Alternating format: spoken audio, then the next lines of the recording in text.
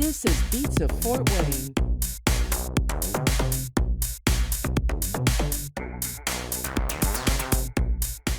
Welcome into another episode of Beats of Fort Wayne. A little less packed crowd than last week, but we still have plenty of people and plenty to talk about. I have Grace Samuels with us, Lydia Ruel, digital team representing, as usual.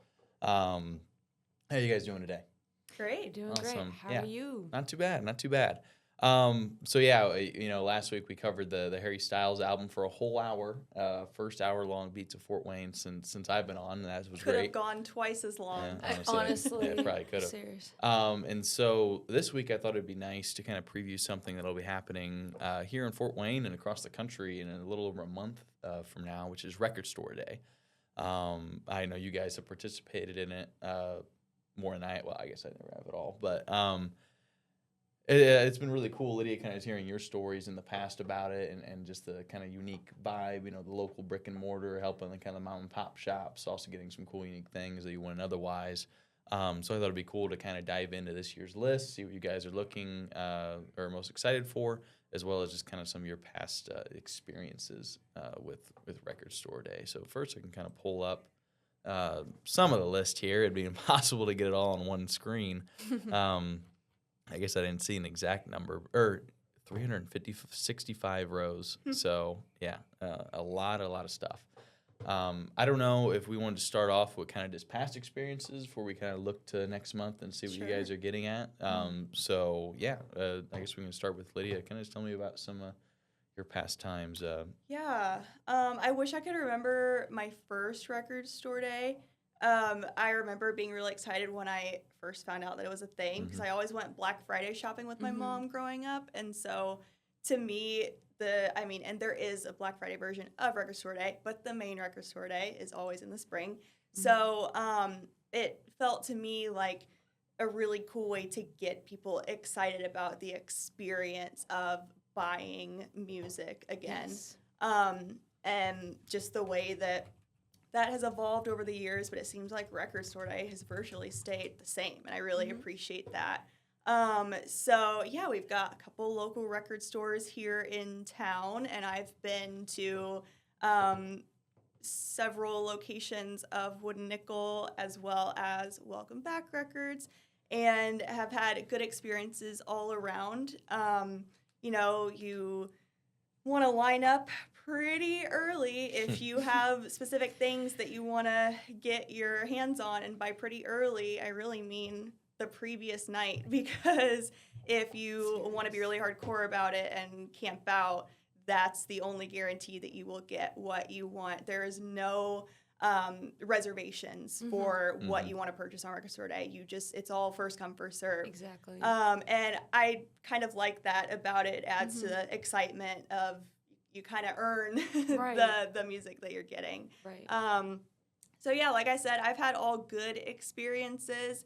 I've never stayed out overnight for it. I think the earliest I've done is probably 3 hours ahead. I usually have a pretty chill attitude about it. There's never been something that I have to have so badly that I'm gonna camp out overnight. But I think that would be an awesome experience. If I decided I wanted to do that with a group of friends, then I think that'd be really fun. But I've gotten a couple releases out of it that I would not have access to otherwise.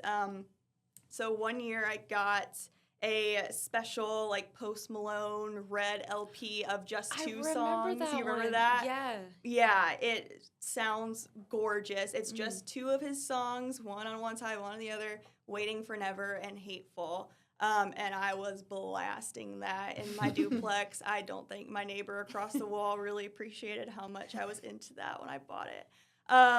That, and then the other one that I specifically remember was last year I got Gracie Abrams live at Radio City. I remember that one being on the list too. Yes, Yeah. I was very, very excited about that one. She's an incredible live performer. I love her voice, and that's one thing I love about RSD releases. A lot of them are live albums or special releases that aren't necessarily available to stream, or they just sound better remastered for vinyl. So that's what I'll say about that.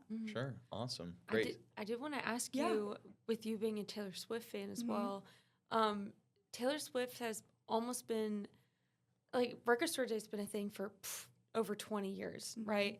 But there certainly was a lull in the whole reason for Record Store Days, so that local independently owned record stores didn't go under. With Taylor Swift, she has broken records about like just turnout and all that for like very special vinyl releases. Yeah. Especially with please remind me, Folklore and what's the other one? Evermore And Folklore. Yeah. With those two releases and like the B-sides and the demos and she Live just at Long Pond Studios. exactly Iconic. So I remember what was that, 2023? That sounds right. Yeah. I sometime remember around there. like I had like a Cranberries record and a Cure record I was like really interested in, but I didn't think I would have to like camp out very early for it. So I was like, nah, I'll show up at 8 or 9. Around the building, like I think probably 50 people deep. Wow. Was this, and it was all Taylor Swift fans. Wow. And people were like getting in and out of line, you know, just like, oh, they're out of the Taylor Swift record. We got to go to the other one. Quick, go. Yeah. So I just want to know like your take as a Taylor Swift fan. I didn't even try. I assumed that people were going to be hyped about it, but I didn't know how much of an overlap there was between vinyl collectors and Taylor Swift fans. And as much as I love Taylor Swift, I don't necessarily need to have, like, specifically for the Live at Long Pond, the Long Pond studio session, like, that's on Spotify. And yes, I would love to have that on vinyl, but I didn't think it was worth it to stay out so long just to try to get it, because to me the disappointment of not getting it after all that time would be worse than just not trying at all. And that's not really a fun attitude to have about it, but that's usually how I come into Record Store Day, like, oh, if I get it, I get it, if I don't, I don't. Right. And I remember that year in particular. I think that year I went to the Wood and Nickel location off of North Anthony, and that line was wrapped all the way to the back alley a couple hours before it opened. Really? Yes. That store's like smack dab in the middle of that strip mall. That's not, Yep, wow. Exactly. Yeah, exactly. that's the one that they do their Record Store Days at. They don't really. There's like a CD one, like pretty far west near. They wouldn't even have room to do it, the one on Clinton. No. Well, they have expanded. They did open up that entire second room next door. Yeah. But they, like knocked I guess I down the more wall. meant the parking. Oh my god. That's true. Yeah, I've parked across the street and like hoped and prayed and ran across before. It's serious. It's serious. Best vibes are in that one though, because they do spin the records live there. I love that. Nice. So, the following year in 2024, Paramore, which is like, that's my Harry Styles. We could probably do a Paramore deep dive history episode if we wanted. They were Record Store Day ambassadors in 2024. And I had camped out kind of early before it. That year, I got in line at 3 a.m. and I was still 15 people deep. Yeah, it's incredible. Yeah, and I went to Welcome Back that year, and I was sitting there shivering, by the way. I was like, oh, it's late April. I'm probably good with a jacket. Yeah. No, it's 20 degrees outside. Wow. Yeah, so lawn chairs, blankets, gloves. They had a food truck come out, or at least tried to. It was awesome. And I had my 2 Paramore records that I wanted. Hey. There was the remixes of This Is Why and the Hard Times, Burning Down the House, like double. Yes. Like, yeah. They should have just given them to you for free at that point for Serious. all the hard work that you put in. No, literally. Yeah. And I wanted, that was the year Chapel Roan, just like she had her big booming kickstart. That was right after the Tiny Desk happened. And she had like maybe like 50 across the entire country of her record. And Welcome Back had 2 of them. Wow. And of course they were gone immediately. Yeah. Yeah, it just that year was crazy. For sure. For like all genre listeners as well. Like my fiance was with me and he's a hip hop dude. I don't remember what he got. And then I think my friend Amara who came with me, she got like a Chaka Khan record, which is like Nice. really cool. Yeah. It was really cool. So that was the most intense one I've ever done. Yeah. So, yeah. With a satisfying ending, you got what you came for. That's awesome. Yeah, and it's a gorgeous it's like gorgeous packaging too. Oh, like I the bet. sleeve is just So do you actually listen to them, or do you just keep them? Oh, of course. The Okay. music is meant to be Okay, listened good. to. Thank you. I know yes. people who keep them sealed for the Mhm. purpose of reselling, like on Discogs. And I understand that, but like it is also really cool to just have it, and like the artist meant for you to listen to it. Yes. You know what I mean? If they go through all that time and effort to remaster their album, to work on like analog and work on a vinyl, Yep. listen to the dang like 100%. listen to the dang thing. It's Yeah. like, what are we doing? Exactly. Exactly. Anyway, you get it. You get me. I do. 100%. Yeah. For all the times you guys have done it, would you say you maybe each have a specific vinyl you guys have gotten that's maybe your favorite above all else, or maybe just a specific fun memory above all else? The best one is the Paramore Records, Mhm. but my first ever one, there's a record store. I'm from Northwest Indiana. There's a record store in Crown Point, Indiana, in the basement of their courthouse, which is so cool. That's awesome. No, first it's of really all. cool. It's really cool, and they got a lot of like really small local businesses and like a restaurant underneath there. So you feel like you're in a cellar. You go in, and I think I didn't know what I was doing yet. I was kind of young. I was really early into collecting. It was like 2017. I didn't know what I was buying. I thought the whole thing was like there's a sale on everything. I got a B-52s record. Aw. I don't remember. I think I've given it away since. For some reason, you learn a lot when you start Right. collecting. Why did I give that away? But I didn't get any of like the record store day exclusives, or I came at like 1 p.m. But the owner was just like, "Okay, so you're new at this. Let me like tell you everything. I don't have any of the freebies anymore, unfortunately. Aw. But let me like next time when you come in, you'll know what to do." That's Yeah. sweet. I bet they were so excited to see a little girl come Yeah. in, like so ready to Mhm. make this part of her annual experience of going to the record store. That's Yes, fun. you know, literally, I think that guy's name's like Michael Welsh or something. Shout out, Michael. Yeah, yeah. He's just like, this is how you take care of it. He's Yeah. like, he gave me a free cleaning kit as well, Aw. microfiber towel. It just really like kind of ushered in the new wave of people Yeah, appreciating physical media. I love that. So yeah. Definitely. Yeah, we got to get our boss Joe Carroll on here Oh, sometime Oh my because God. my story is like parallel to his in Yeah. terms of how we started collecting. We Mhm. both got turntables when we were 14. Yeah. So, yeah, that's what started it for me when I was a freshman in high school. My mom got me a record player and probably some Beatles and a couple other Yeah. things to listen to on it. And I've just loved it ever since. But like I said, I wish I could remember my first record store day. It's all a blur. So the experience is just so fun. So I Mhm.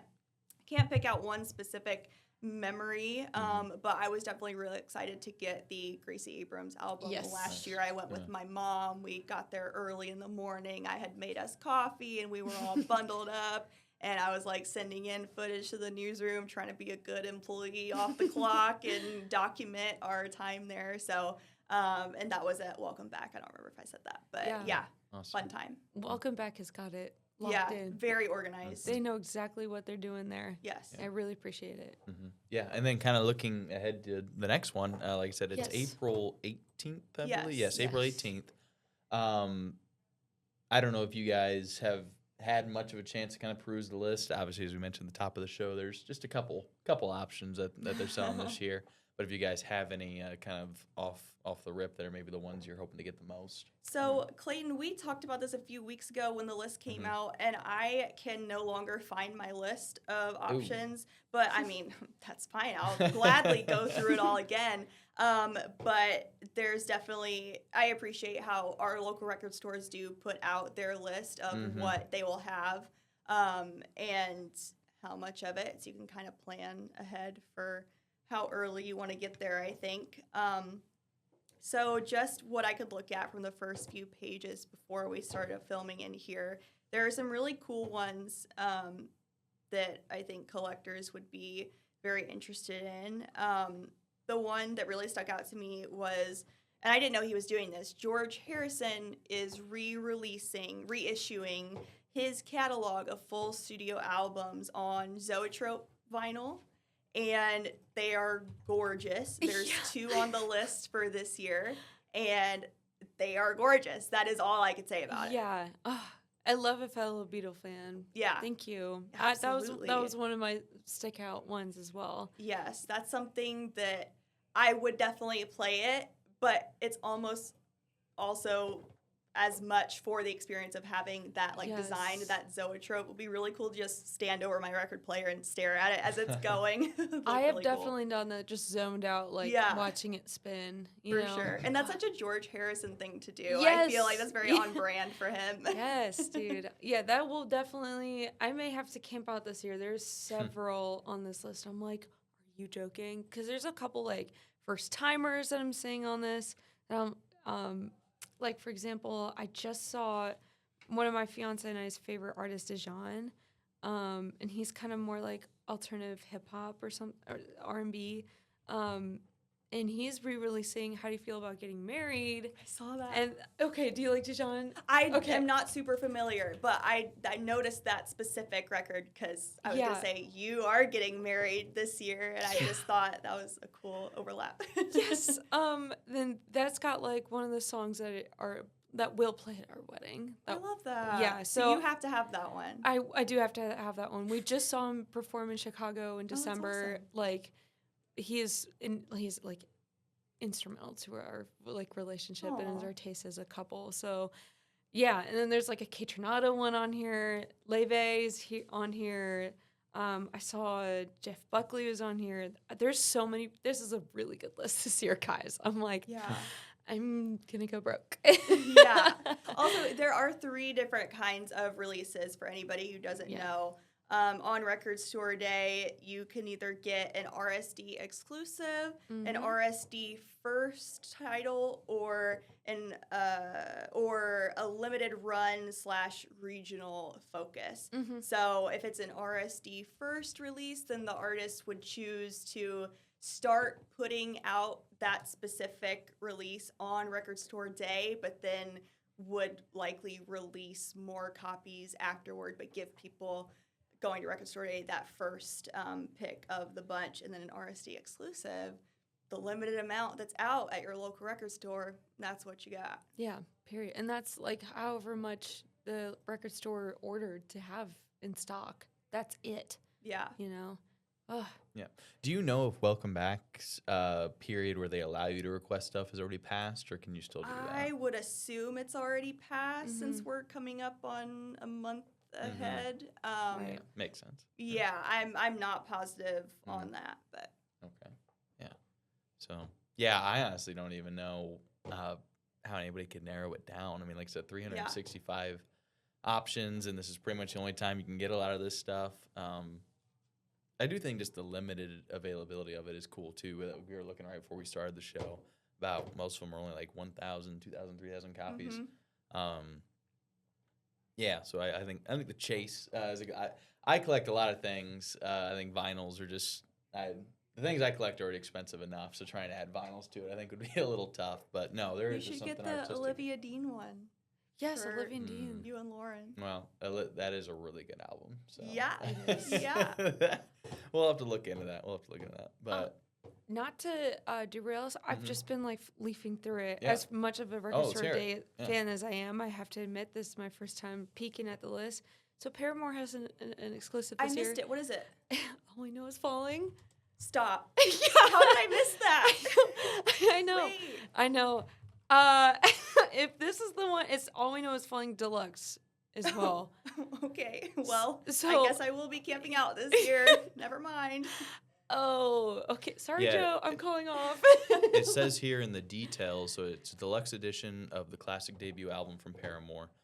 Includes original album featuring the tracks Pressure, Emergency, My Heart, as well as a bonus LP featuring the first ever vinyl release of the rare The Summer Tick EP, originally released in 2006. Oh boy.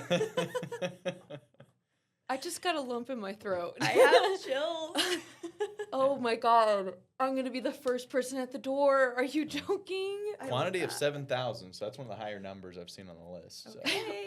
Yeah. I'm sick to my stomach. Okay, right after we finish filming, we need to go look at what When Nickel and Welcome Back have put out and make sure. If not, I'm that- traveling. Yeah. If not, I'm going to Indy. Yeah. Oh my god. I'm like, I'm going to start crying. That is so exciting. I love Paramore so Yes, much. like I've seen they've been like putting out some special, I guess, 20th anniversary Yeah. things about it, but that specific release I Yeah. have not seen. And like a big Awesome. dummy dumb that I am, I missed the Riot release, the silver one. Dang, I'm- yeah, that would have been Yeah. beautiful. And also one of my holy grails, vinyl holy grails, is the Hibiscus double single with the interludes from Self-Titled. You know what I'm talking about? I do. That would, I do. And the interludes are some of my favorite. Yes. We just need to do a whole Paramore Yes. episode. Or but the electric blue self-titled one as well. oh shoot, I Yeah. need to. That look one at is that. beautiful. Or maybe I shouldn't look at that if it's not available anymore. No, I don't it's wanna know. not. It was It's very done. exclusive. Yep. And Is this one an RSD exclusive? yeah, there's Yes. a big fat E next to Paramore's Mm. name. Of course. Well, they know what they're doing. Yeah. Yeah. Yeah. They know what they're doing. No. No. Okay. Yeah. There's a lot of good stuff on here, guys. I'm like low key shaking. Very cool. Yeah. Well, unfortunately, that's pretty much all the time we have for today. Like Grace said, we're definitely going to have more episodes about National Record Store Day leading up to April 18th. Hopefully, get Joe in here. He's been on Morning Coffee a couple times, but Yeah. he's never made any appearances here in the studio, as far as I know. So we need to change that. Oh yeah. Get Maybe Joe it's- in here. Yeah, maybe it's a fun little trivia question before we go. At least this is what the internet's telling me. What do you guys think is the most valuable vinyl that's ever sold? A little trivia question. Oh, That is such a. it's gotta be something classic rock, something with the interactive covers, like this one Rolling Stones cover. I have that one, by the way, guys. And the zipper, with the Andy Warhol art. Mhm. Oh, Do you know what I'm talking about? That's cool. And then there's, I think it's Zeppelin 3 with the rotating. Those are pretty rare to see as like a first pressing. Obviously, any first pressing Beatles, Yeah. White Album, Revolver, those are, if you find like an earlier pressing in a store, it's like $80, $100, $150. So, Well, I'll give you one hint. This album sold for, this vinyl specifically sold for $2 million. 2 million. So, okay, just tell me. okay. It's kind of a unique release, which I guess shouldn't be too surprising considering the price. It's a Wu-Tang Clan, Once Upon a Time in Shaolin. So I don't know if you're familiar with the story of this, Lydia. I have heard this once Yeah. before. It's been a while since I've seen it. Wu-Tang Clan actually released, like, I guess it's not a secret album since they sold a copy, but they made this album called Once Upon a Time in Shaolin, made one copy of it on vinyl, sold it through an auction, basically almost like presenting as like an art piece. And some dude bought it, some pharmaceutical executive. And the only stipulation is that it cannot be commercially sold until the year 2103. 2103. So Okay. I Wow. will be, I don't know what your guys' ages are, I will be 104 years old when I can stream that. Wow. If Yeah. I'll be walking this earth still. Well, you gotta make it there. Yeah. You can save Well, we'll up. see. I really do love Wu-Tang Clan. But I should have known that. I literally learned about that in college. I should have But known that. That's really you did cool. mention the White Album first pressing, though. This article mentions it once sold for $790,000, the first believe pressing. it. Yeah, the White Album, it was owned by Ringo Starr at one point. Yeah. And then, it was sold at auction. 2015 for $790K. So, honestly, if that went on market now, I'd probably go for way more. Yeah. Oh, So, Ringo. so yeah, Ringo. thought that was interesting. So, yeah, that's pretty much all we have for Beats Fort Wayne today. Thank you for tuning in. Like I said, we'll do plenty more coverage on National Record Store Day leading up to it. Hope to also do some middle waves content in the coming weeks with the lineup being announced last week, and hopefully getting some of the local acts that'll be on or performing in middle waves on here. So we'll see how that goes. But thank you for tuning in. For Grace, Lydia, and myself, we will see you next time. This is Beats of Fort Wayne.